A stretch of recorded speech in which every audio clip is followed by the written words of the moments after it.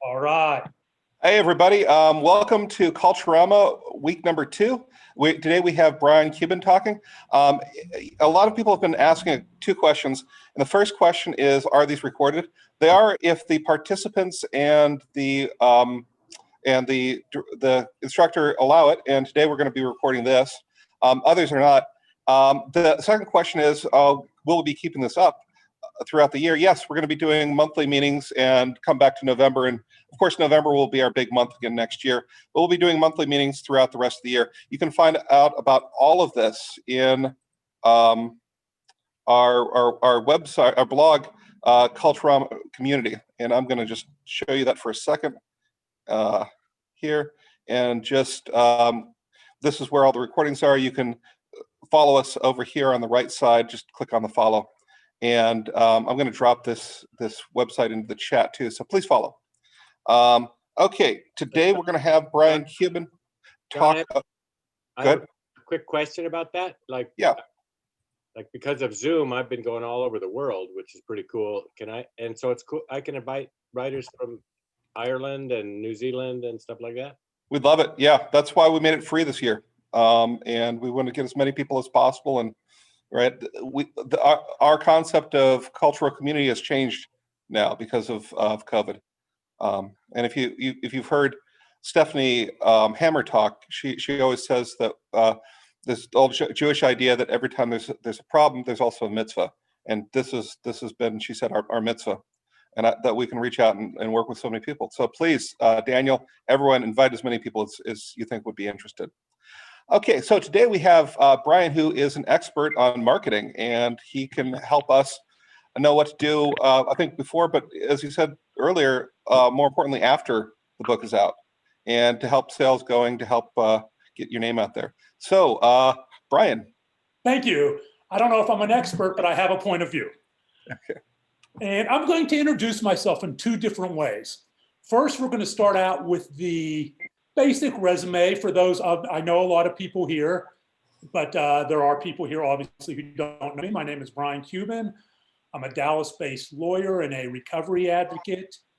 I am in substance use recovery and eating disorder recovery since April of 2007. And these tend to be my topics that I write on. I was born and raised in Pittsburgh. I have 2 brothers, a younger brother, Jeff. You may know my older brother, Mark, Dallas Mavericks and Shark Tank. I've lived in Dallas since I graduated law school in 1986. And I have written 2 books. The first one is called Shattered Image, which is about my recovery from eating disorders and body image issues. That was self-published. The second book is called The Addicted Lawyer, Tales of the Bars, Booze, Blow, and Redemption. That is traditionally published. They are both prescriptive / memoir type books. Yes, much to the chagrin of agents I pitched them to, I decided to go that way. That is introduction number 1. Introduction number 2. I want to take everyone here back to June of 2006. We'll take the hot tub time machine. The Dallas Mavericks are going to the NBA championship for the very first time. My brother Mark had bought the team in January of 2000, and we had had some success going to the playoffs, but this was our first trip to the big show. And as you might expect, I was going to get some pretty good seats for those games. I also had the opportunity to get 2 tickets for friends. Do you think I gave them to my friends? Nope. I know what you're thinking. I probably sold them on eBay for some astronomical amount, right? Thinking like a lawyer, my 28th year as a practicing lawyer. I didn't do that either because that would be disrespectful to the team, to the city, to my brother. Here's what I did with those tickets. I traded them to my cocaine dealer for $1,000 in cocaine.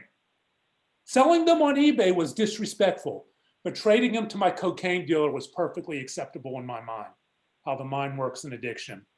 My dealer shows up at my house. I was high class, he delivered. He hands me the cocaine, I give him the tickets, I go running upstairs to my home office. I dump all the cocaine out on my desk, this big wooden desk, look at this pile of cocaine, my cocaine kingdom, like I'm Scarface. I wanted to go, have a little there on my nose. And of course I had to do some. I roll up a dollar bill and people addicted to cocaine, we're funny because we'll wash our hands coming out of the bathroom, antiseptic, especially in the COVID era, right?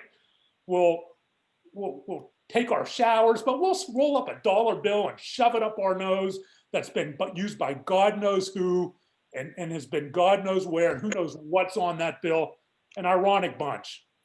So I do some, but cocaine had long stopped giving me the feeling and self-love of self-acceptance that I had achieved when I did it in a bathroom for the first time in Dallas, Texas in 1987, and became instantly psychologically addicted to it. And there was also the paranoia of long-term cocaine use.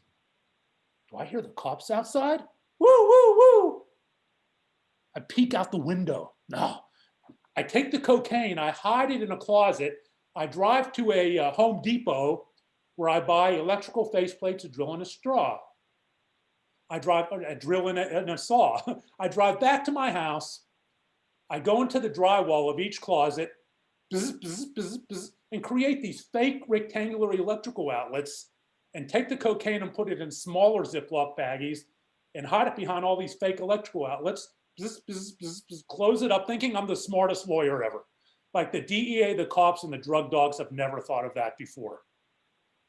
The next morning comes, and I had flushed the cocaine down the toilet because I was so paranoid. Did I flush all my cocaine down the toilet? There's another game tonight. Another call to my drug dealer. He shows up at my house. Dude, you did all that last night?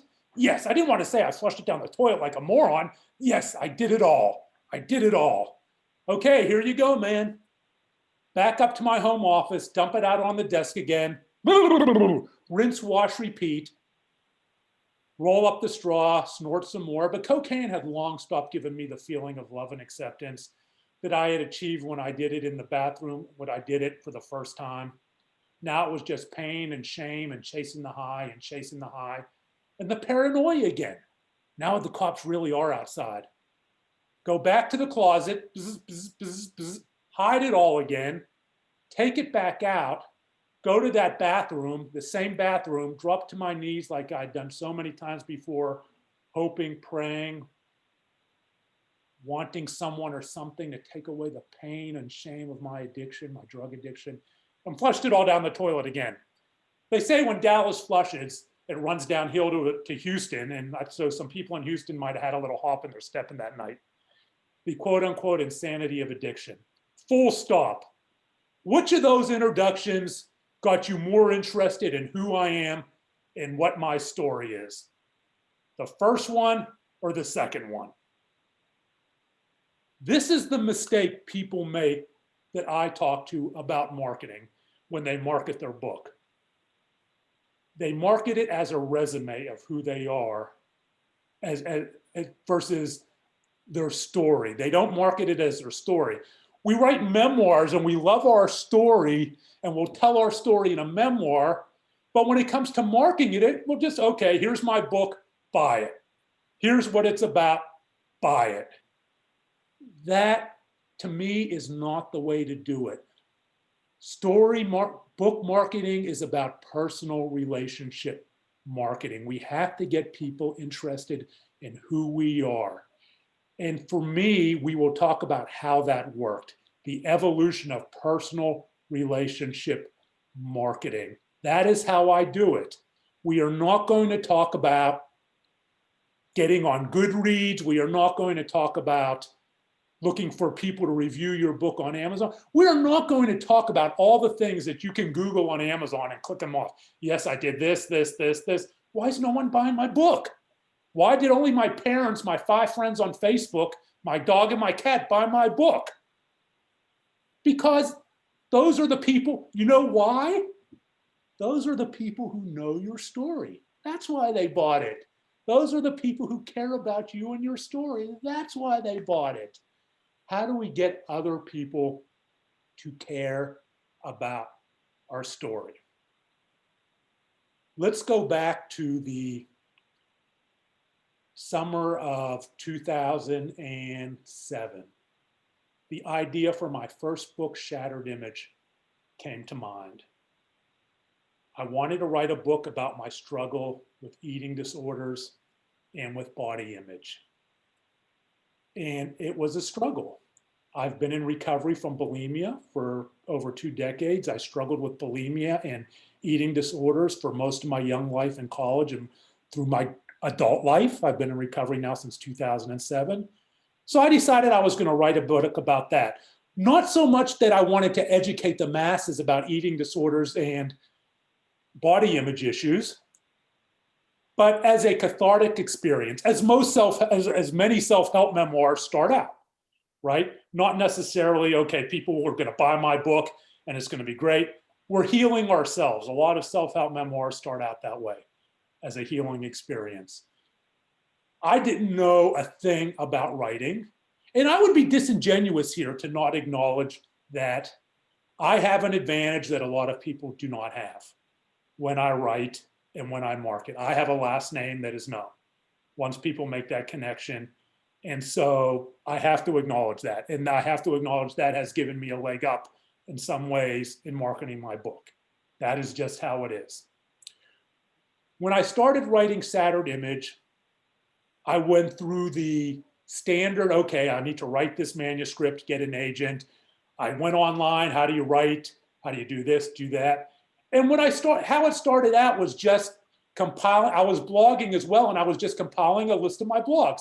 And I put my blogs in chronological order. What do I do with it now? I have all of this massive writing. What do I do with it?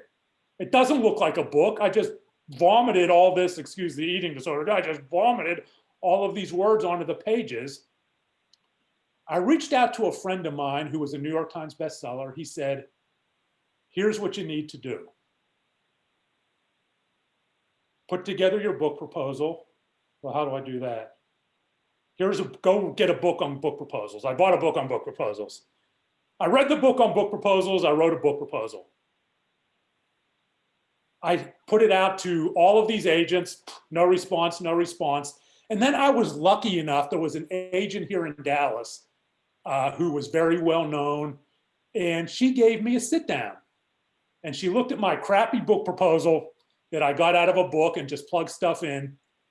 And she said, Brian, this is compelling. You have a compelling story, but let me tell you something. No one's going to buy this book. No one. Except your aunt, your cats, and your cousin, and your parents.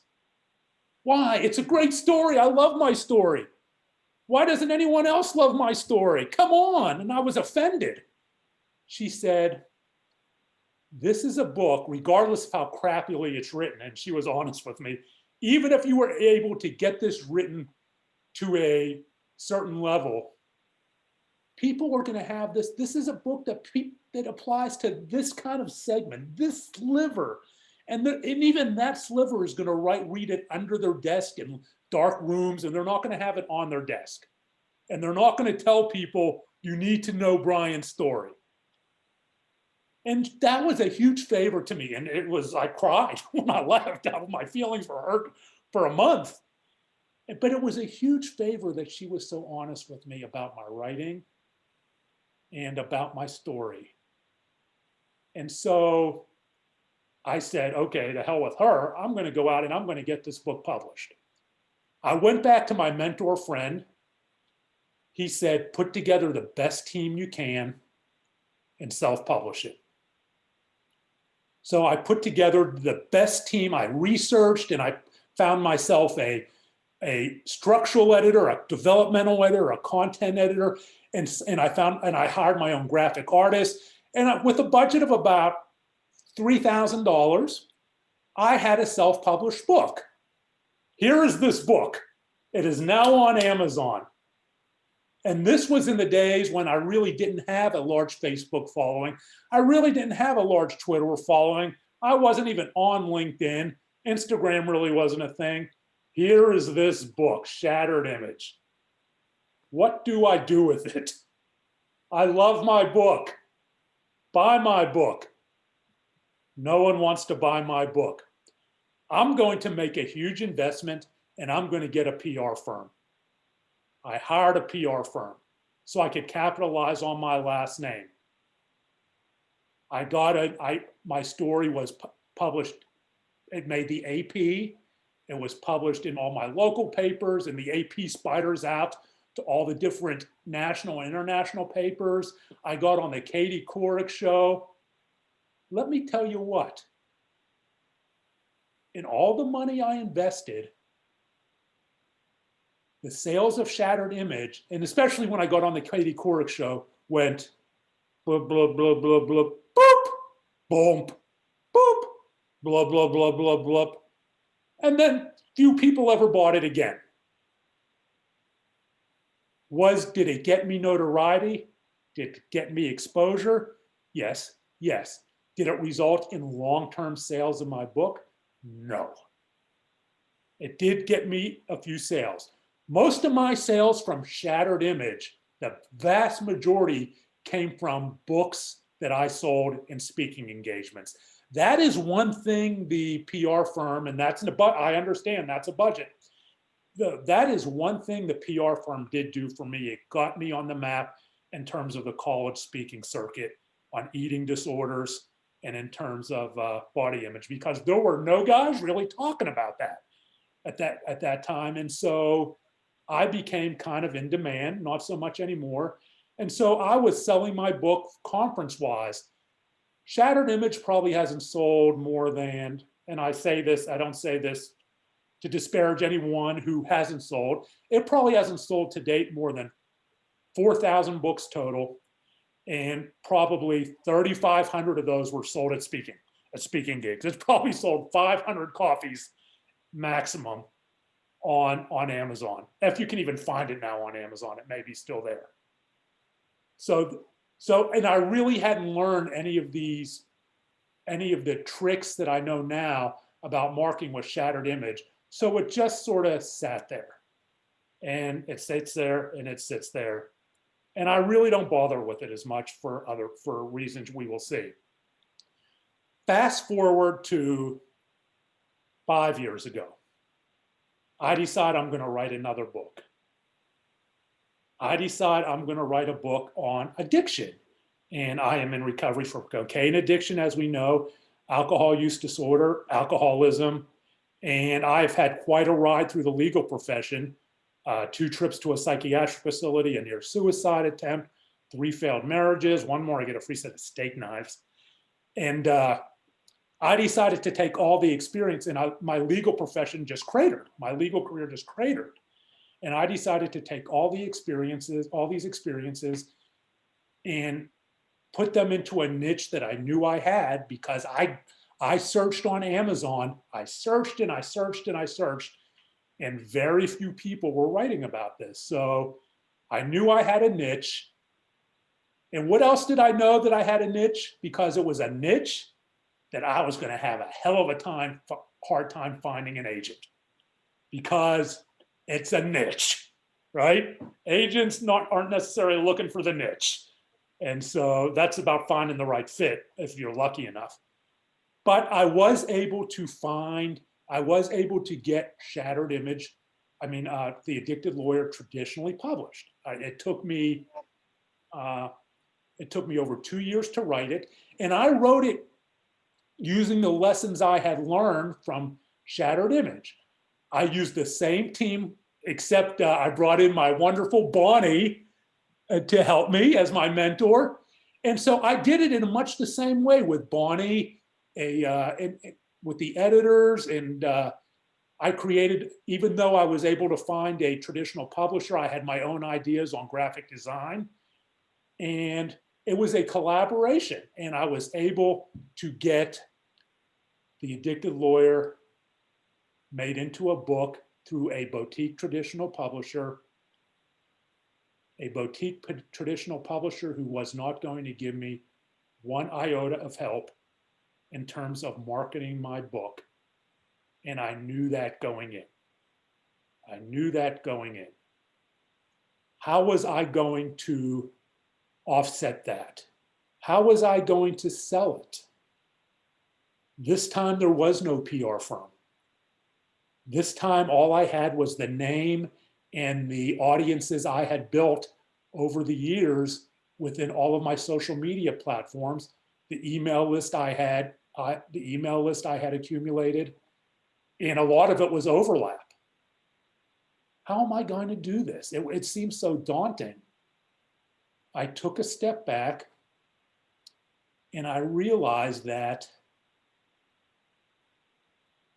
people weren't going to buy my book because I tell them to buy my book. I look at how people did buy Shattered Image. They bought it because I was telling my story in social media. They bought it because I was telling my story at events. They bought it because I was telling my story at Rotary clubs and all of these different things. They bought it because they became invested in the story of Brian Cuban. Personal relationship marketing. So how was I going to get all of these people invested in the story of Brian Cuban? I broke out the different social media properties I was in. Facebook, LinkedIn, Twitter, Instagram, blogging. I have my own blog that I had been using since 2008, and I began getting into video blogging. And so decided I was going to create personal relationships in each one of these. And people come to me and they say, well, I'm using Facebook, Brian. I'll put it out there and yeah, I get a little bloop and people buy my book and it just doesn't work for me. Why? Why is it not working? Well, when did you start? Well, about 3 weeks before my book came out, I decided that I need to start telling everyone about my book. Well, 3 weeks isn't much time to get everyone invested in who you are and who your story. What have you been doing? Well, I created an event for my book launch. What else have you been doing? Well, I created a status update about my upcoming book launch. Please buy my book. These people don't know you. You get them to your book launch. I don't know this person. I don't know this woman. I don't know this guy. In the wall. Oh yeah. We're going to take part, and maybe 5 of them buy it. That is not personal relationship marketing. That is buy my book marketing. Buy my book marketing is not the same. Let's start with Facebook. Here's what I did on Facebook. I started taking snippets every week from my book and giving it out as free content. I started putting out snippets. I started putting out excerpts from putting it on my blog. And I started getting people involved in the process. And I had started this back when writing The Addictive Lawyer, telling people about my good writing days, telling people about my bad writing days. I started getting them empathetic to my journey of the writing process and of my struggle. Do you know how many times I've put that story out about selling Mavs tickets? Every time I put it out, people buy my book because it fascinates them. I want to know more about that. It fascinates them. And there are other ways. I tell the story often on social media. I have translated it into videos on Facebook about the day I finally decided to get sober. I want people to feel my pain. I want people to empathize with my pain. And I want them to invest in my pain. I tell them in all my platforms, in a 2-minute video or 2.5-minute video, about that time I'm standing in that parking lot after that 2.5-day blackout. And my girlfriend, now my wife, came home to find me in bed with cocaine everywhere and alcohol everywhere. She knew nothing about my troubles. I tell people about her taking me back to the second trip to a psychiatric hospital, standing in that parking lot, thinking about my father, the veteran of the greatest generation, fought on Okinawa, fought in Korea, the middle of 3 boys like me. I tell my Facebook audience about what he told us growing up. I tell them about he told us no matter where you go in life, no matter what happens, you call your brother, you tell your brother you love him, and you make sure you are there for him.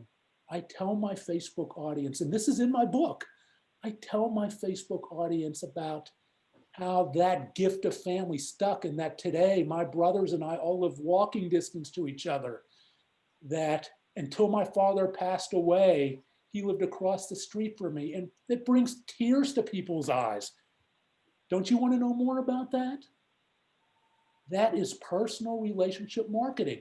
And those things, and I do that on Facebook, and those things are in my book. Oh God, you're giving away content. You're giving away the tell.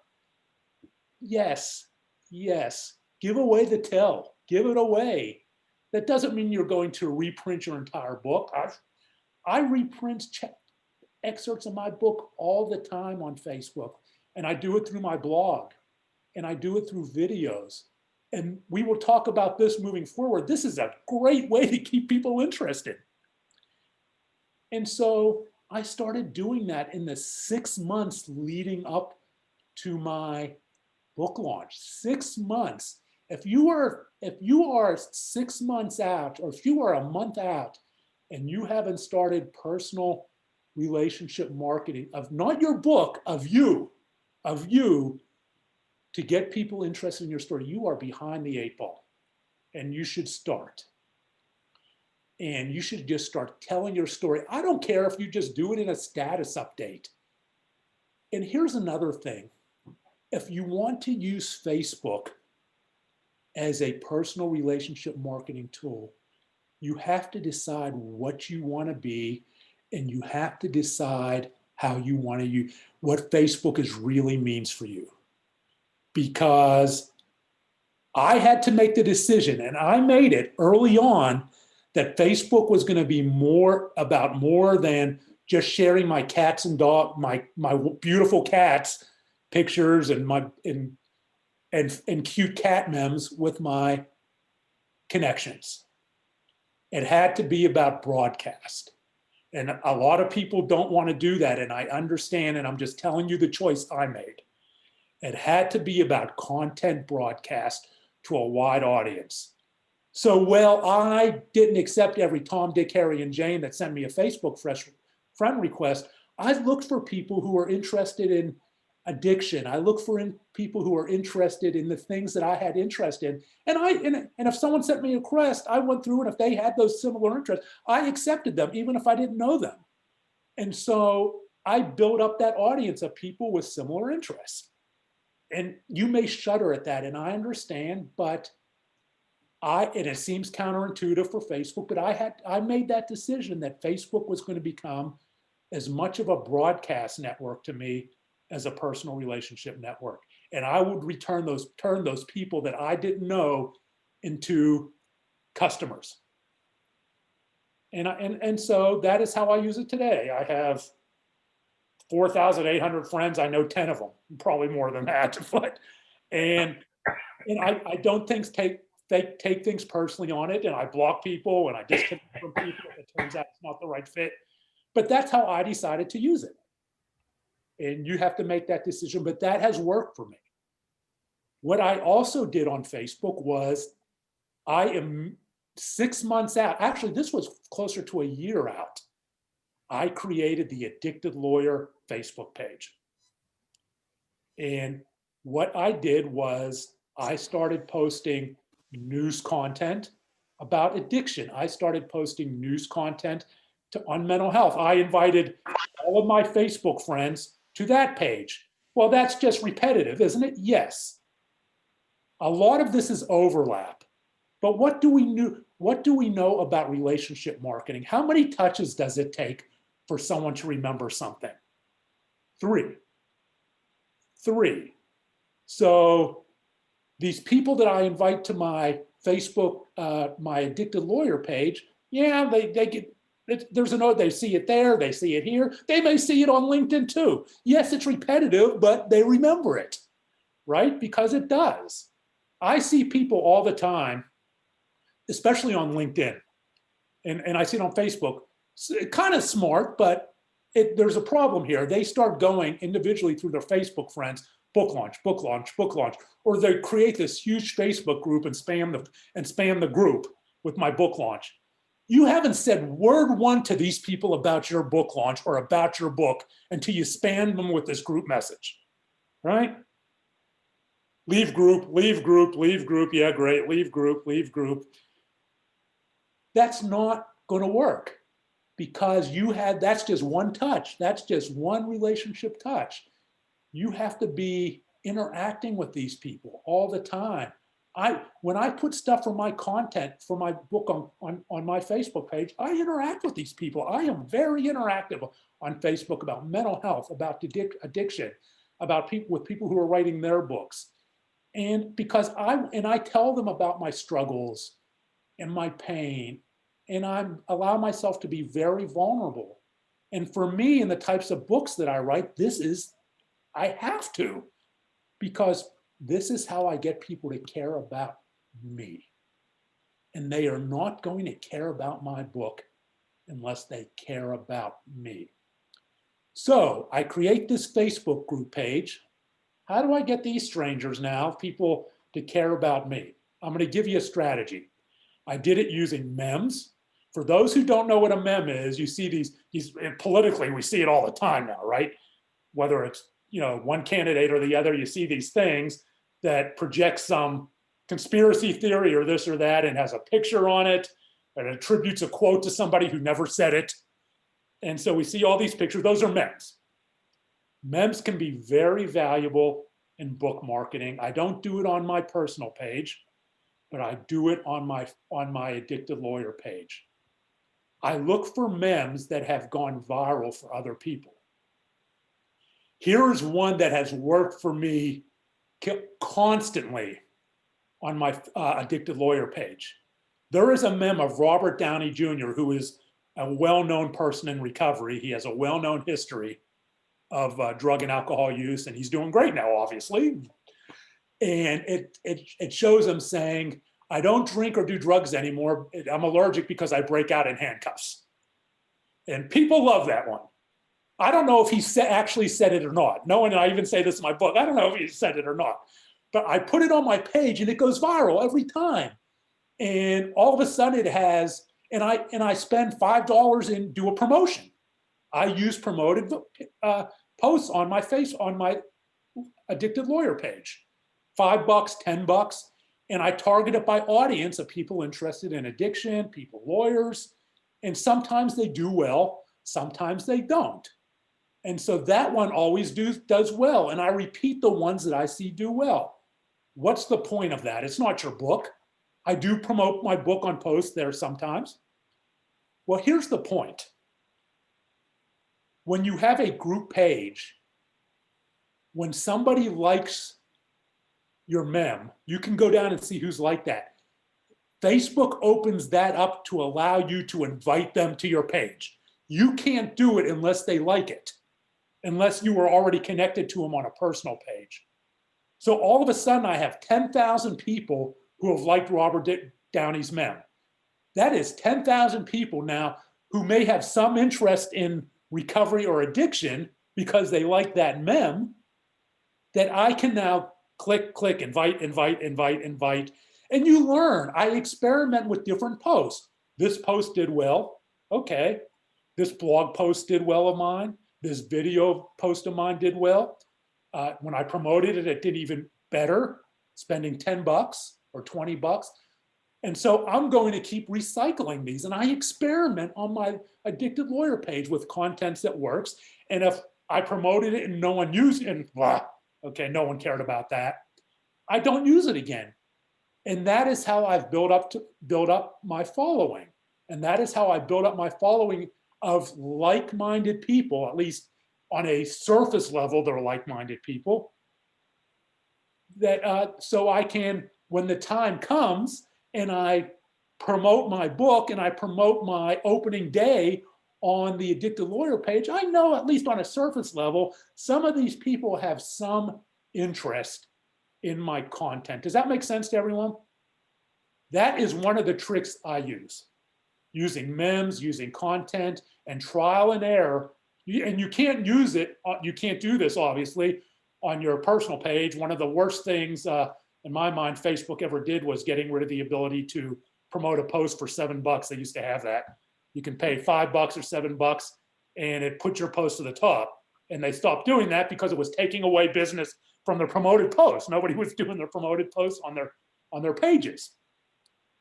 And so you have to, whatever your book is, whether it's memoir, whether it's prescriptive, whether it's motivational business, obviously this isn't, I have, until my next book is published, hopefully, I have no experience in fiction, but I think you can find a way to invest people regardless of your genre, regardless of your genre. Because again, what are we investing people in? We are investing in ourselves, not necessarily the book. And that's not to say I have already started on Facebook primarily and on Twitter, investing people in the ambulance chaser. How am I doing that? I put out just 3 lines from the book. What was the last one I put out? That isn't even in the book. It's part of the historical background of one of my characters. I was 15 years, I remember, I was 15 years old when I learned that my dad was the Jewish Pablo Escobar. It didn't frighten, I wasn't frightened, I was excited. The ambulance chaser, hashtag, fiction, novels. It does well when I put that out. It gets people, ooh, and I repeat that, and I take other little taglines from my book that I use, and I put it on Facebook. I try out content, even if it's not going to make it into my book, my fiction book. I find some place in my manuscript that is self-contained, that people can look at and say, oh, this is a cool little paragraph, a cool little story, versus something that will have no context, where you'd have to give 2 paragraphs or 3 paragraphs just to have context for it. You have to, that takes an art, and I may have to massage it so it's self-contained and it doesn't look the way it does in my manuscript. Who cares? Who cares if it's different? I've put tons of content out there, from Shattered Image from The Addicted Lawyer as excerpts on Facebook, LinkedIn, and linked on Twitter that never made it into the book. Never made it into the book. I just want people invested in the story. And I think that is a legitimate good way to do it, because you are investing. What stuff do you have that's you think is great that's not going to make it in, or that was cut out? Put it out there. Test it out. Facebook as a crowdsourcing venue is incredible. Just from a writing standpoint, this isn't marketing, but just from a writing standpoint, if I am stuck, I am a researcher. I research and research and research because I want something to be historically accurate. I know in my fiction, I know it doesn't have to, it only can happen, right? It doesn't have to have happened. It doesn't have to be something that does happen, it only can happen. But I want it to be basically historically correct. So, and I reach out to Facebook, whether it's something about gangs in the Ukraine or this and that I have no knowledge on, that somebody in my group may. And I talk to these people, and you know what? I Skype with these people, and they started giving me stories. They started, and I'm, wow, okay. This kind of stuff might work, and I'll acknowledge them in the book, right? In terms of fiction.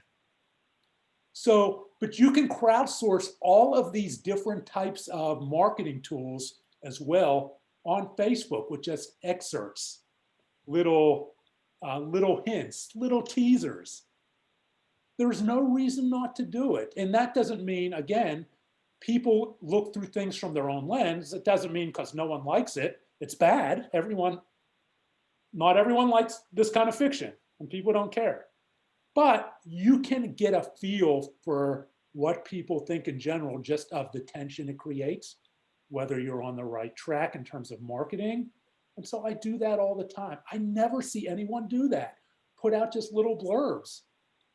And take a lesson from the contest. John, what was the Twitter contest, Bonnie, for fiction? The one recently? Yeah, where I struck out massively. Oh, that one. Stacy, if you're on here, what was the name of that Twitter thing we just did? It was some kind of Twitter challenge. Isn't it Hitman? Are you guys talking about Yes, Hitman?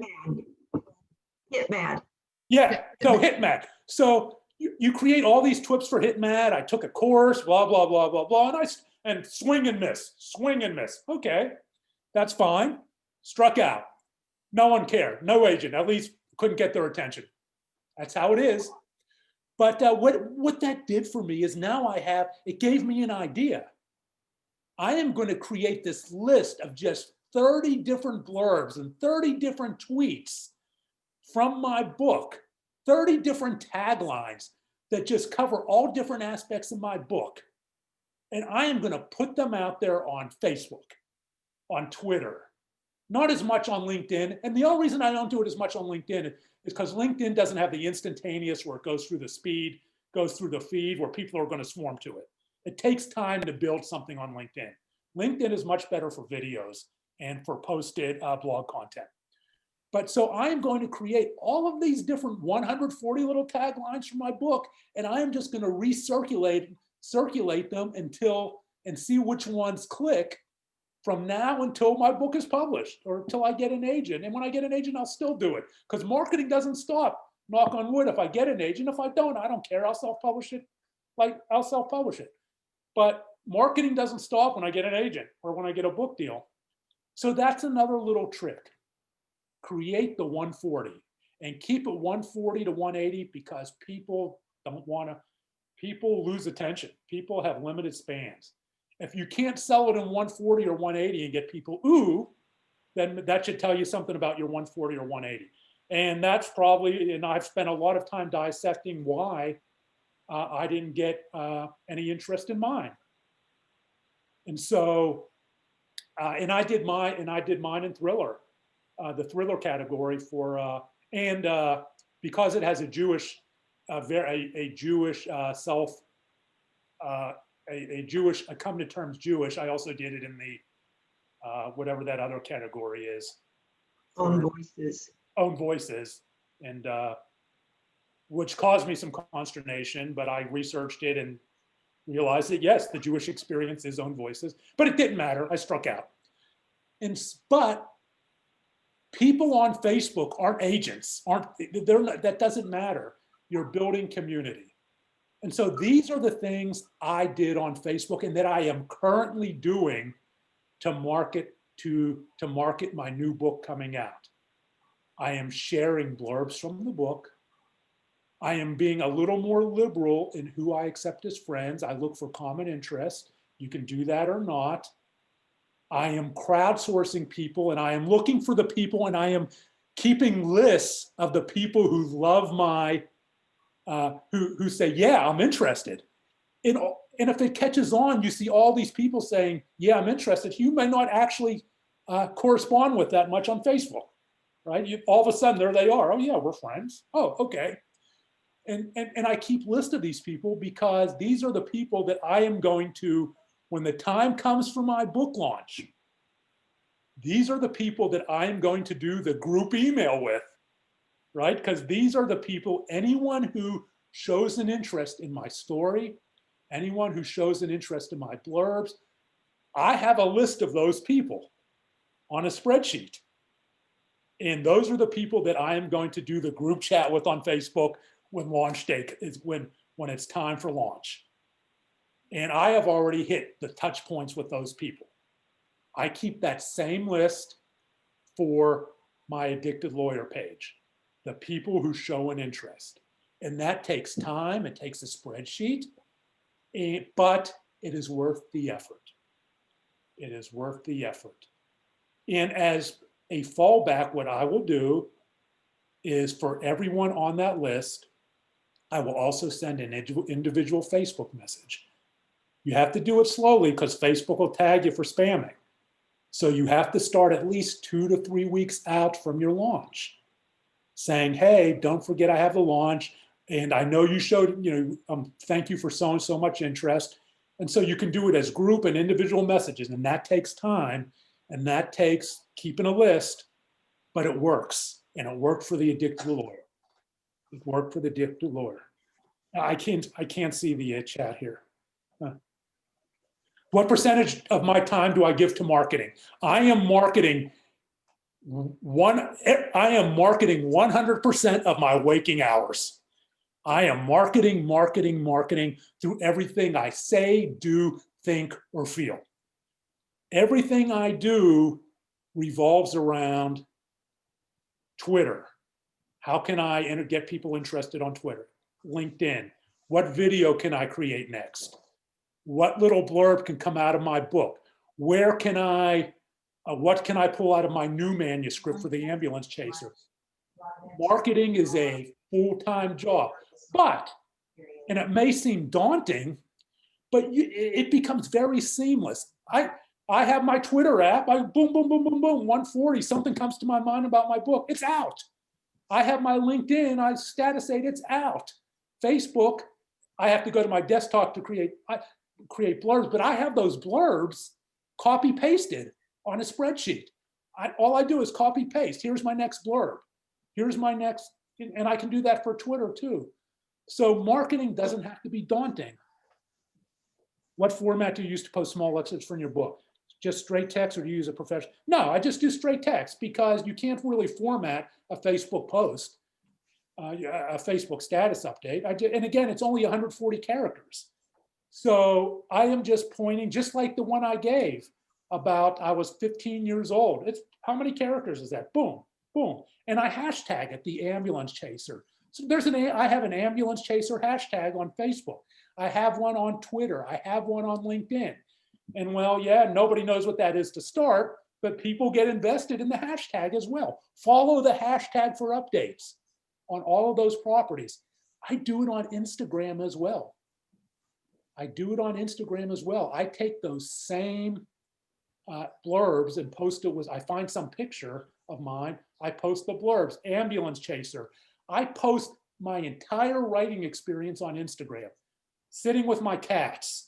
Blah, blah, blah, blah, blah. That's my cat. He's writing this paragraph. This, that. My Instagram users, and I don't have a huge following. I have close to 4,000 people. It's not massive, but I may not be posting excerpts of my book there, but they know I'm a writer. They know I'm working on a new book. They know my cats love to sit on my computer. I post pictures on Instagram of just my page that says a blank word that says manuscript, the ambulance chaser, fiction. Today's a new writing day. Why? Because I want them invested, even if they don't necessarily know what they're getting invested in the big picture. So there is no form. I mean, I don't worry about formatting. Where formatting's in place if you're blogging. And I'm old school. I'm a baby boomer. I've been blogging since 2008. I still blog, but now I have also gotten. I am also now using extensively Facebook videos. Extensively.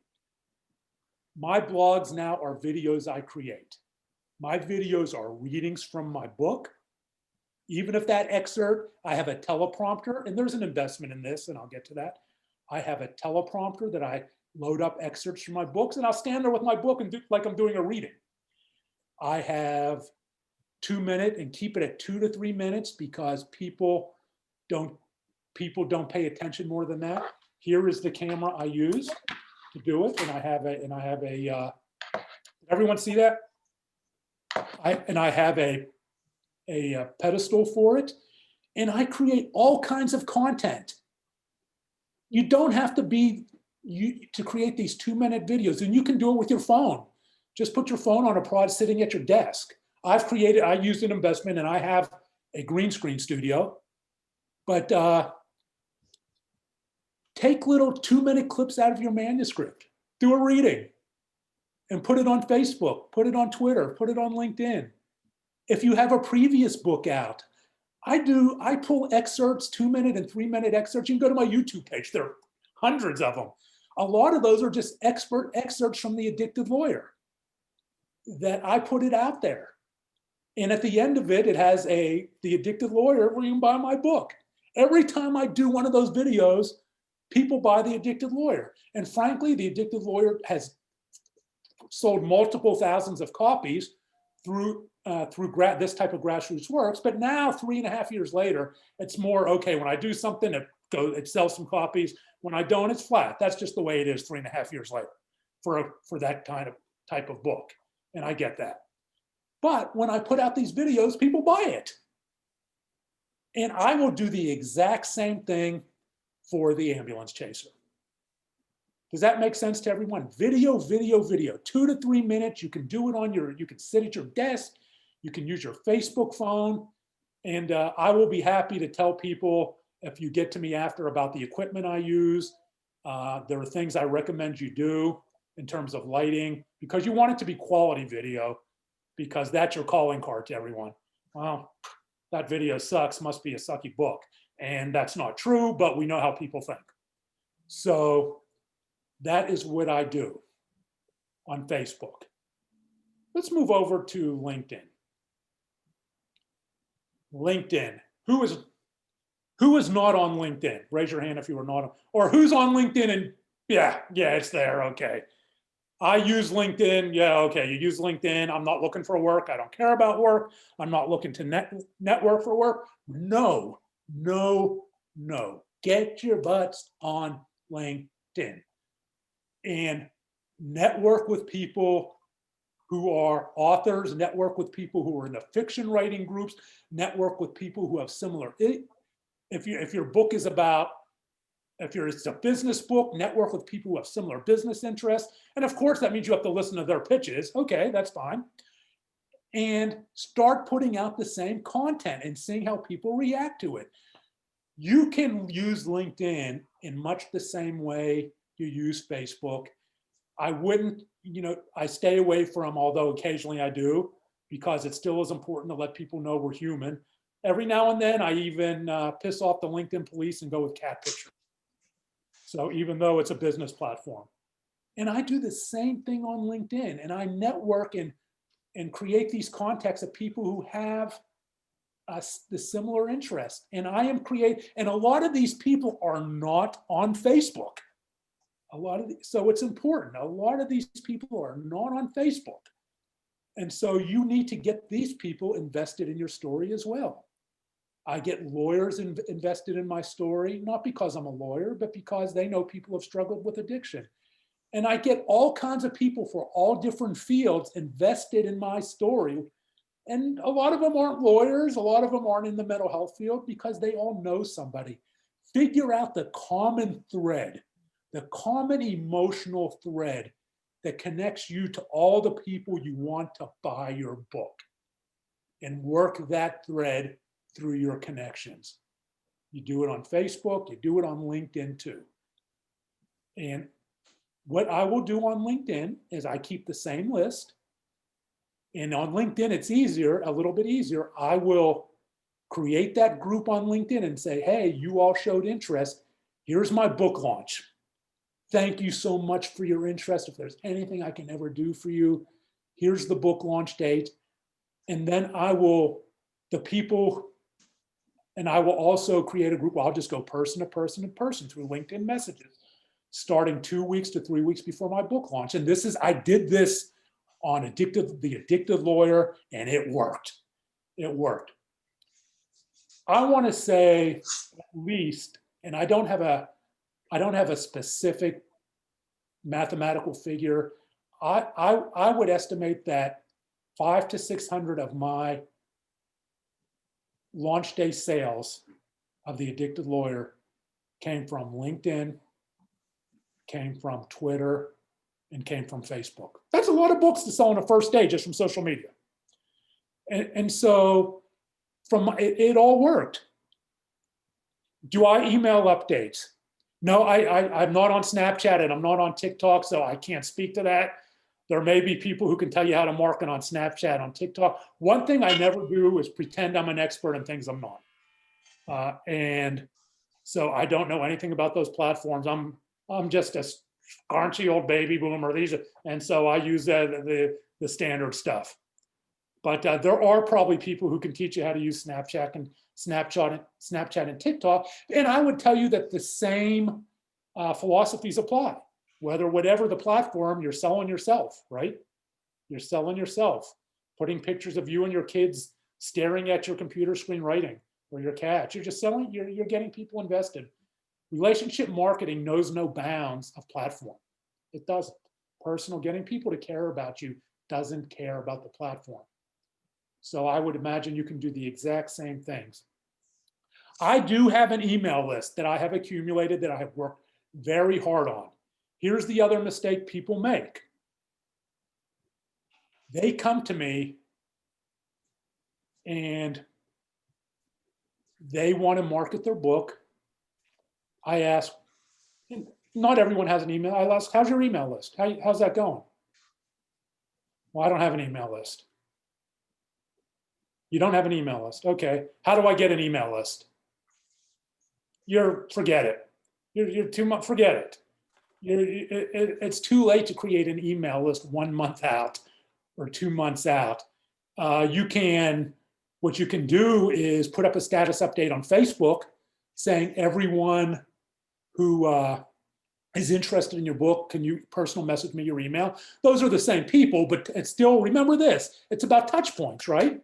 It's about touch points. That's okay if it's redundant. That's okay. You do the same. I've done that on LinkedIn, Facebook, and Twitter. Personal message me your LinkedIn. And I've created an email list doing that. And I've done that over the last 4 years. And I have about a 2,500 person email list that I send blog content out. I send videos to, who I will send. I haven't started yet because I don't think I'm there yet, who I will start sending content about the ambulance chaser.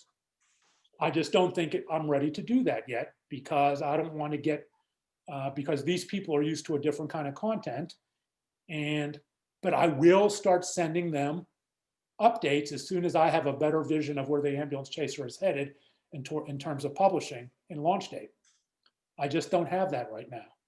But yes, email lists are important. Start using your social media platforms. Obviously collect your friends, but start using your social media platforms, whatever they are, to collect email.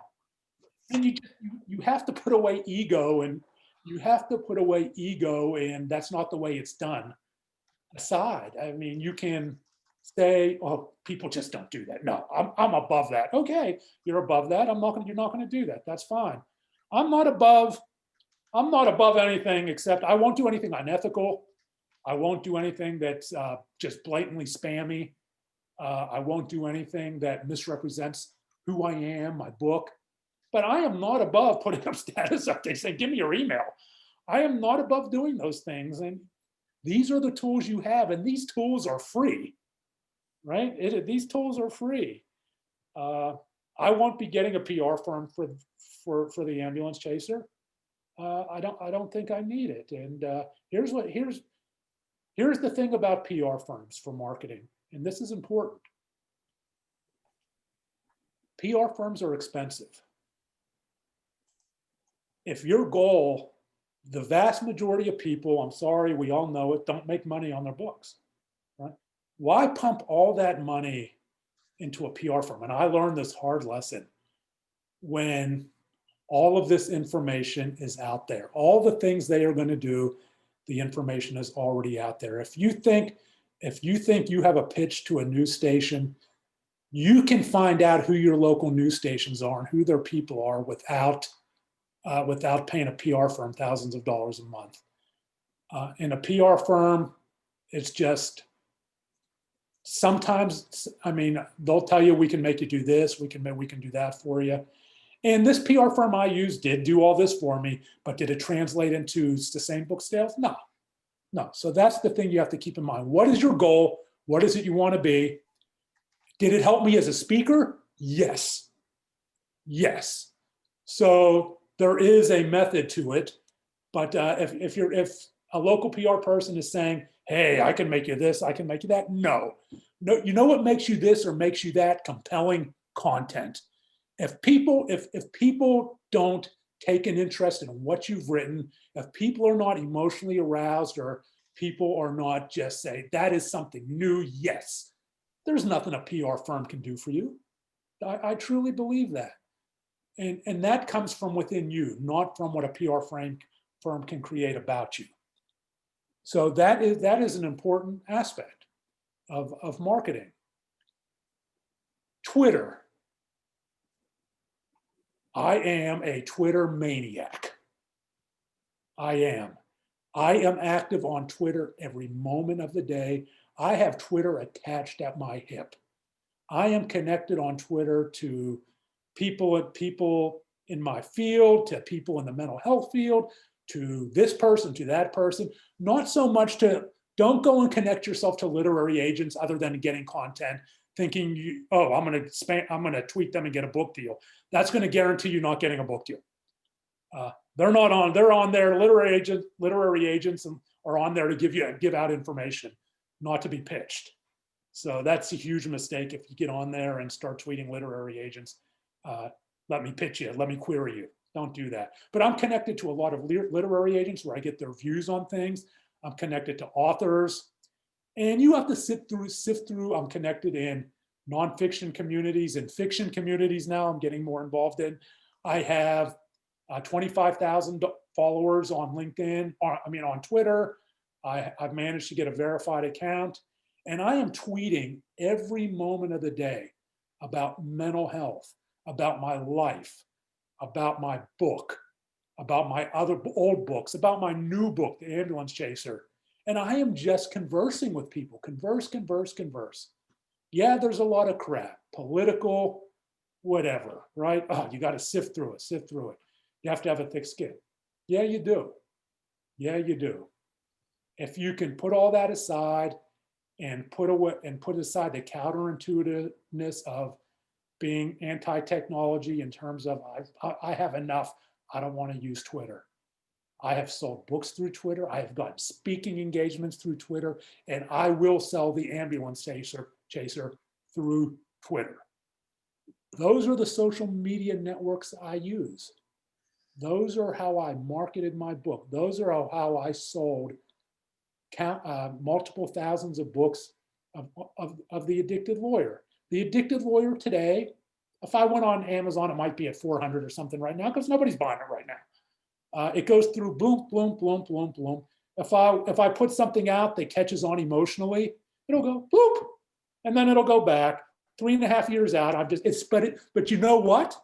It sells steadily. A sale is a sale, right? So today I continue to market The Addicted Lawyer through content, through personal relationships, through blogs, through videos, 3.5 years later. And all of these things have helped me create this large village of people who care not only about Brian Cuban now, not only about his cats, not only about his family, but about his writing. That is what I think is the path to sustain to initial success and sustain success in marketing and book marketing. Personal relationships, getting people to care about the person, because if you get them to care about the person, they will, by logical follow, care about the book. Thank you.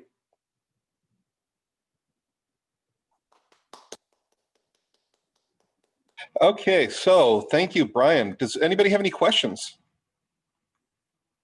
Brian, I had something. I think there's some questions that people posted, but you told me a couple of years ago, we were talking about promotion, and you told me, and it was about Facebook, that you had managed to sell a lot of books by investing, I think you said $3,000 or $4,000. And I don't recall if it was on Facebook ads or if it was on building that page and building that list. Do you recall anything?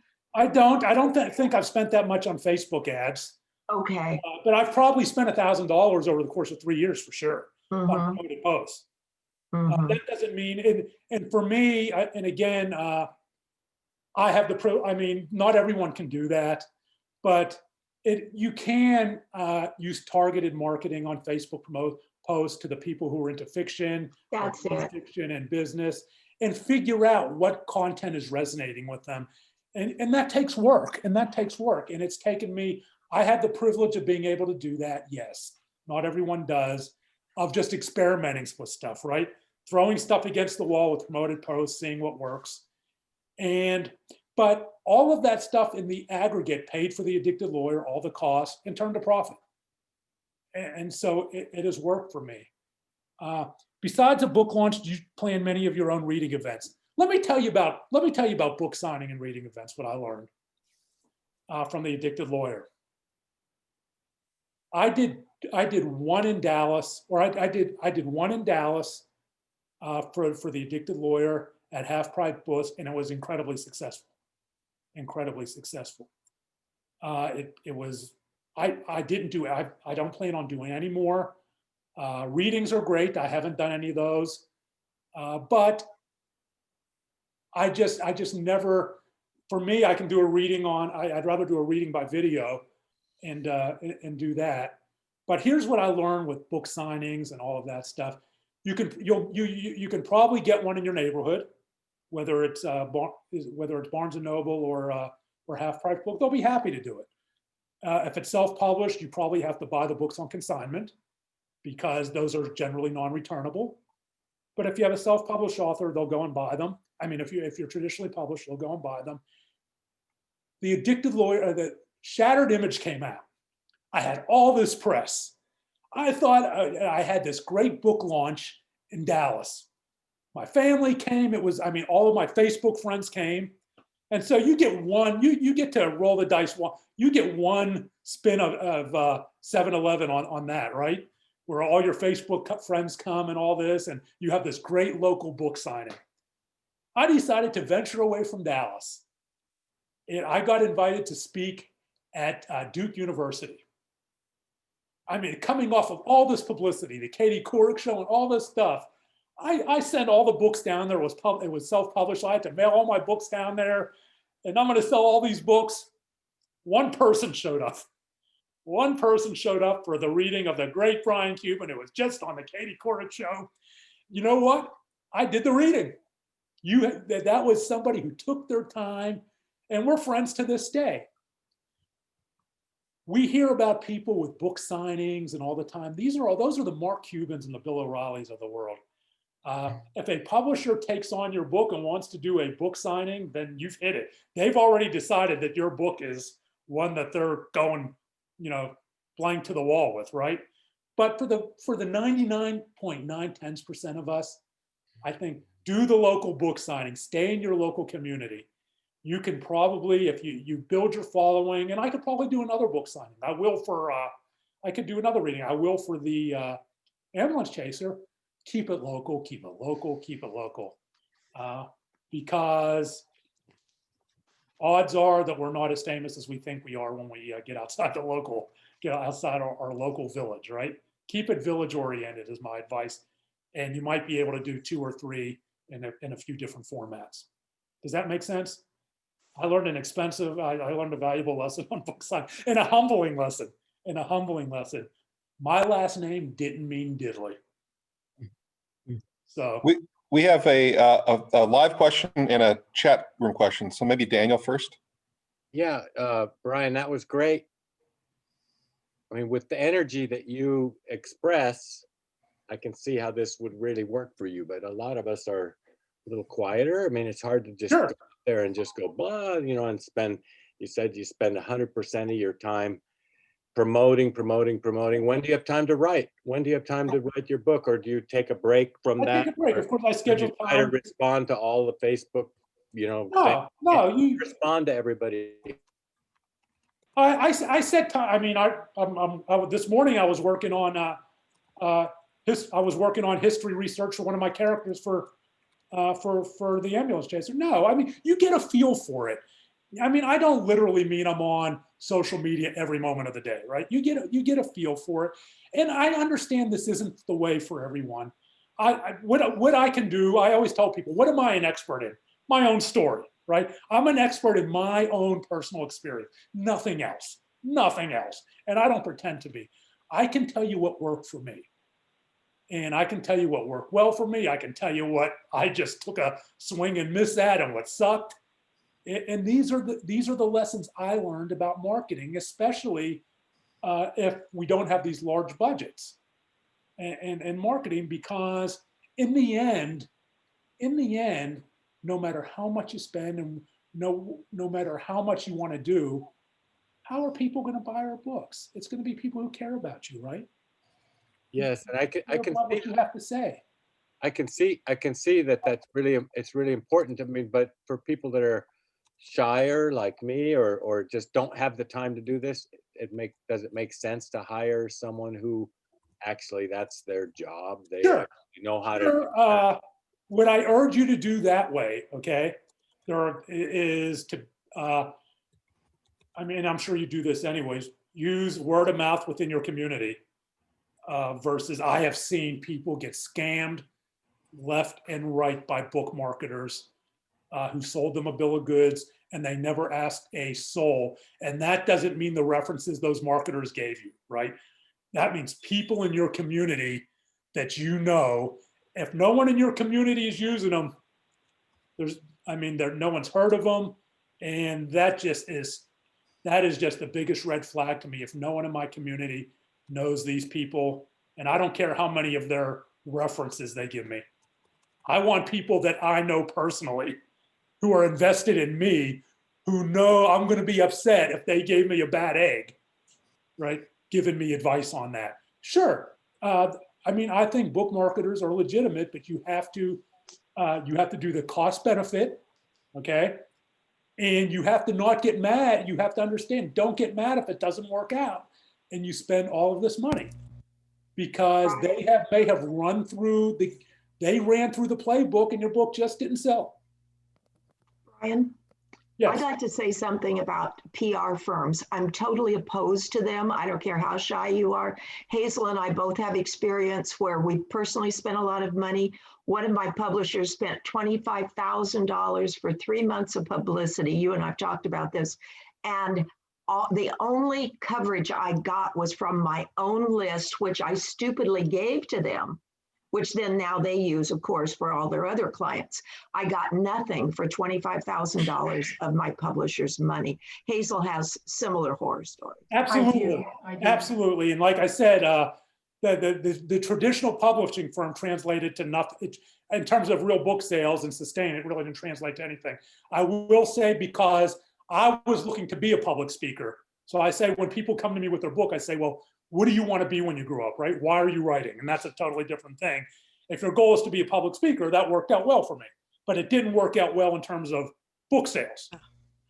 But book marketers, I put book marketers, Bonnie, in a separate category from PR firms. Uh-huh. So there are tons and tons of book marketers out there. Those are the people saying, we'll do this for you on Facebook. We'll do this for you on Twitter, social media marketers, right? We'll do this for you. The scams are just left and right. And much like a good analogy would be the publisher who published my book, Post Hill Press, published The Addicted Lawyer. Small, mainstream. They didn't promise me diddly other than we will do this, this, and this. They didn't promise me they were going to market it. They said, here's what we do. Here's the compensation. And they did exactly what they said they were going to do. So that is how we'll bookmark. You want to find bookmarkers who are going to do exactly what they say they're going to do, no more, no less. And that is by research and word of mouth, because you will get scammed. The first time you say, yeah, this guy knows someone, a guy knows a guy who knows a guy, and that's $5,000 or $6,000, you will get scammed. Be very careful. There are legitimate ones out there. They will do what they say they're going to do, but there is no magic pill, right? I could have easily have done all of these things and the book not sold. And so you're going to get mad at the marketer. They can only do what they say they're going to do. Your content is your content. Hey, Brian, I have 2 questions, if I could. Can everyone hear me? Yeah. Yeah, okay. Well, the first one, I actually put it in the chat, but I know we all have a lot of questions. Have you targeted book clubs in your marketing, especially in these pandemic times? I know groups are doing virtual book club meetings. Have you done that? And if so, how has that gone? I have not. Book clubs are one of the things I put in, and it could be great. Book things are one of the things I put in that the list of things that you go online and everyone says you do. And it's a Uh-huh. legitimate thing, like getting on Goodreads. So I wanted to keep this more about things that people don't do, which is getting people invested in who you are to sell your book. But Okay. but so I haven't done book clubs, and I'm sticking with works for me. I may do book clubs when my next book comes out. But book clubs are definitely on the list of things people should do. Mm-hmm. Yeah, the second part of the question is, you mentioned making videos, and I know some of us probably have been in videos before, and some of us like it's totally new. Like when you first started doing that, like what do you think? If you look at your early videos, what do you go? Oh my God, I wish I hadn't done that. Or like, what have you learned the most in doing these videos? What I've learned the most in doing these videos, it's a very minimal investment to get the things you know. And here is the biggest thing I learned in doing these videos. Keep it under 2 minutes and 30 seconds to 3 minutes. That is the biggest thing I learned in these videos. People will tune out, or when they see 4 minutes or 5 minutes, and I do some of those because at this point I have people who do watch those videos. But the ones that do better are always the smaller ones, right? And every one of those videos I put it out there on all the social media, and you never know what's going to go viral.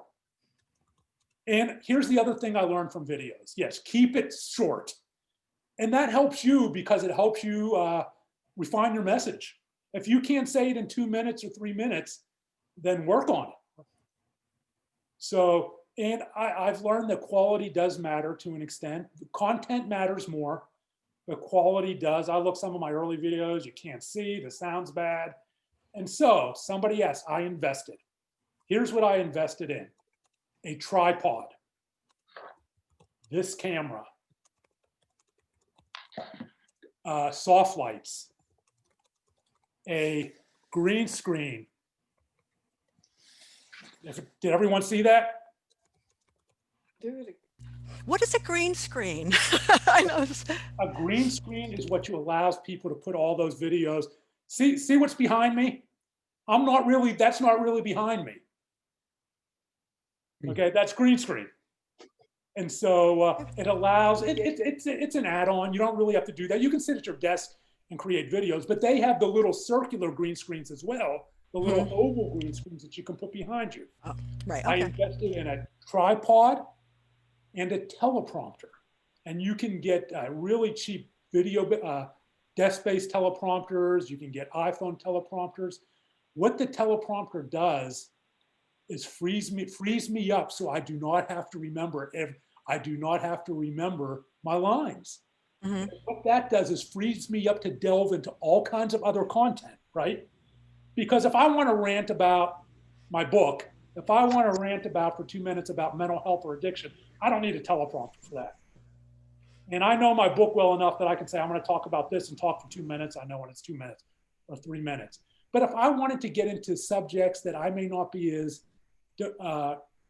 knowledgeable in, a teleprompter is valuable because I can create the videos. Does that make sense to everyone? Yep. There are teleprompter apps on iPhone, so you don't have to have a video studio quality teleprompter. So those are the big things. Oh, here's the other thing: sound. I invested in a wireless lav mic. And for my later videos, you will not see anything around me. You will see the lav mic on my shirt. And that lav mic is plugged in to this camera, which is on a tripod. And so you have good sound. Sound is another thing. I look at my early videos and just say, man, brutal. People are distracted if you sound like you're in the subway or if you sound like you're in a basement. You say, well, what's the difference? It's a difference because people are no longer thinking about your message or about you. They're thinking about how much that sound sucks. Mm-hmm. Right. Thank you. What mic do I have a question, Brian? Yes. First of all, thank you. And you mentioned something about, I think it was 4 categories of 30, and I only got 2 of them, Facebook blurbs and tweets, but I didn't catch the second. LinkedIn. I'm sorry?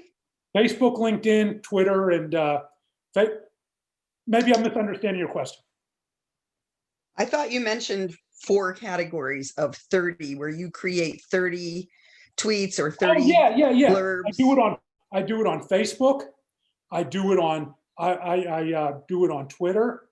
I do it on my Facebook, my Addicted Lawyer page, and I do it on Instagram, and I sometimes do it on LinkedIn, but not as much. So actually, there are 5 places I put them. Okay. And it's important to hashtag them too. You have to learn the hashtags on Twitter and LinkedIn, fiction, nonfiction, and you can go online and look at all these different hashtags for writers. And people do pay attention to the hashtags, just like the contest was hashtagged. The tweet contest was hashtag, which I struck out on. Okay, thank you. We had a question in the things. What mic do you use?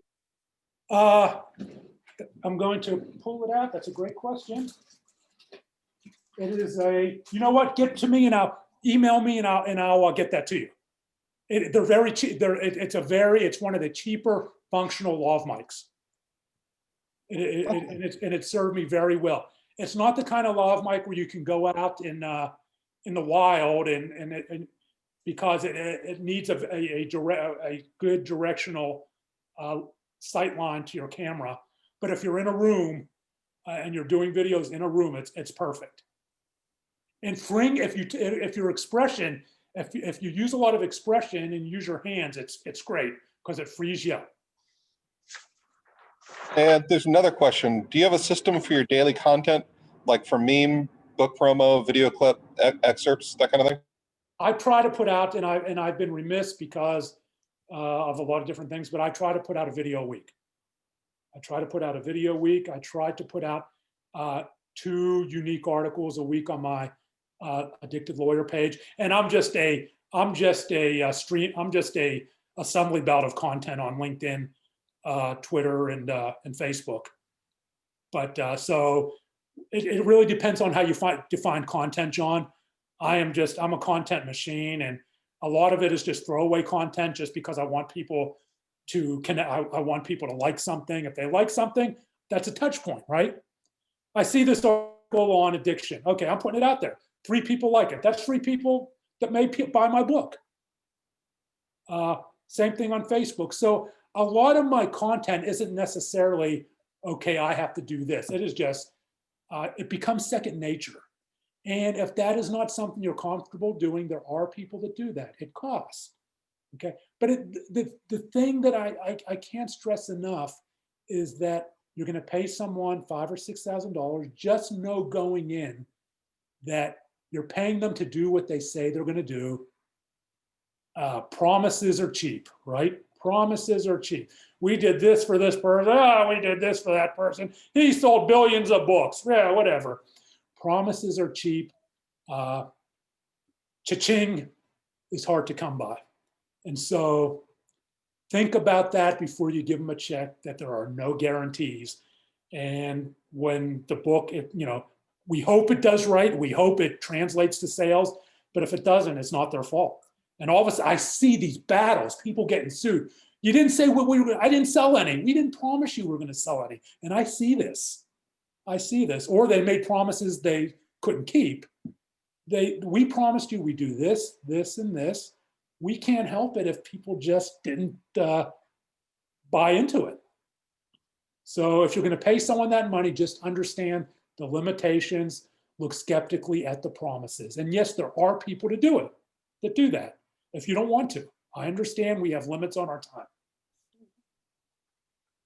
Okay, it looks like we have time for maybe one more question. I like this one. Do you think there is a limit to how much an author should reveal when offering free snippets of their work? No, I don't. What I think is there is a limit to how much. I think it's more about compelling. If you overload people with just stuff without context, right? Yeah, people are gonna tune out. It's strategic. It's firing. It's pinpoint laser. I'm going to pull this from my book and put it out there. I'm going to pull this from my book next week.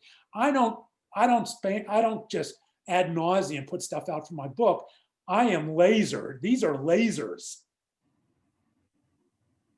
And I do it sporadically because you're right. I don't want people to get tired of the narrative. Okay. Great. Thank you so much. I don't know if you all saw in the chat, but we're starting a Culturama book club. We meet monthly. Maybe Brian's will be one of the first. We'll have to see what everybody's interested in reading. Oh, yes, I do put my YouTubes are all on YouTube. Oh, here's the other one more thing before you go. There is a difference in how many people see it between putting it on YouTube and linking it and versus doing it natively on Facebook and in your group page and on LinkedIn. You have your 2-minute to 3-minute video. You will get much more interaction if you upload it directly to Facebook and LinkedIn. So I put it on YouTube, but I also upload the raw video to LinkedIn and to Facebook and to Twitter if it's under 2 minutes and 20 seconds. You will get much more interaction natively than doing it through YouTube. Okay, great. All right, well, thank you so much. So if you want to join the book club, follow the Culturama community page or give me your email. And thank you so much, Brian. It's been really informative. Thank you. This was the first time I've ever done this, so I hope it was informative. And I promise if you felt it was disorganized a bit, I'll have it more organized next time. It was great. I was a little nervous. It was great. If you want to keep hearing about the business of writing, up next, Ishan Lai, and she's going to talk about querying and pitching. And she's a professional writer who that's the way she makes much of her living. So that'll be on the same page in a half an hour. And thank you very much. I'll see you on soon. Please stay in touch. Thank you, Brian.